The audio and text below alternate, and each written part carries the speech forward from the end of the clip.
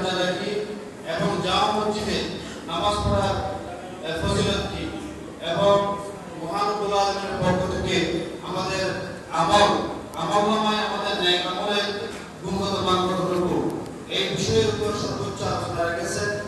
আমি বলবো যারা সহযোগিতা করেছেন আমাদের ব্যাপারে বলা হয়েছে মান বানা লিল্লাহি মসজিদান বানাল্লাহু বাইতান ফিল জান্নাহ, যারা আল্লাহর জমিনে আল্লাহকে সন্তুষ্ট করার জন্য শুধুমাত্র আল্লাহকে সন্তুষ্ট করার জন্য মসজিদ নির্মাণ করবে তাদের জন্য মহান রব্বুল আলামিন জান্নাতে একটি গৃহ নির্মাণ করে রাখবেন।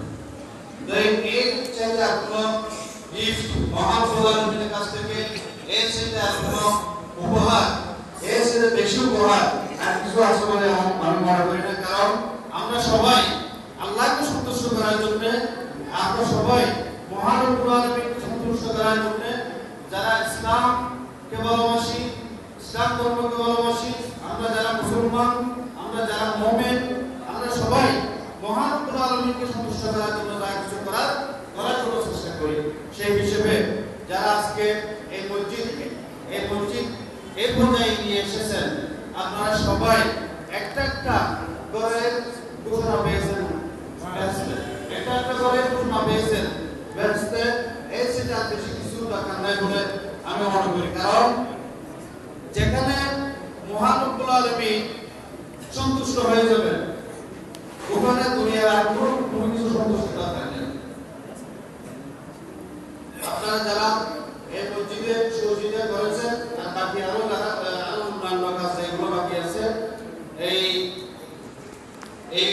কাজগুলো যাতে শেষ করতে পারে, মসজিদ ক্রমান্বয়ে যুগে যুগে সময় উপযোগী করার জন্য, সৌন্দর্য বৃদ্ধির জন্য যা কিছু দরকার ওগুলা ওই কাজগুলোতে আপনারা সহযোগিতা করে যাবেন, এটাই হচ্ছে আমার অনুরোধ। আরেকটা বিষয়, আমরা 1 মাস সিয়াম সাধনা করেছি, রমজান মুবারক পালন করেছি। রমজান মুবারকের সবচেয়ে বেশি শিক্ষা সেটা হচ্ছে তাকওয়া অর্জন। আমরা কতটুকু তাকওয়া অর্জন করতে পেরেছি? কারণ মহান রব্বুল আলামিন বলেছেন ইয়া আইয়ুহাল্লাযীনা আমানু কুতিবা আলাইকুমুস সিয়াম কামা কুতিবা আলাল লাযীনা মিন ক্বাবলিকুম লাআল্লাকুম তাত্তাকুন।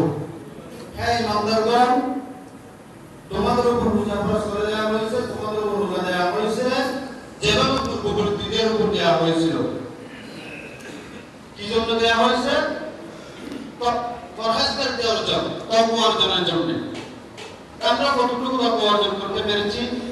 আমরা আগামী 11 মাস কিভাবে রমজানের শিক্ষার উপর আমরা নিজেকে পরিচালনা করতে পারবো এবং নিজের পরিবারকে, নিজের সমাজকে কিভাবে পরিচালনা করতে পারবো, সেই জন্য আমাদেরকে 11 মাস 12 মাসের মধ্যে 1 মাস রমজান দেওয়া হবে আমাদেরকে পরিশুদ্ধ করার জন্য, তাকওয়া অর্জন করার জন্য। তাকওয়া অর্জন কি?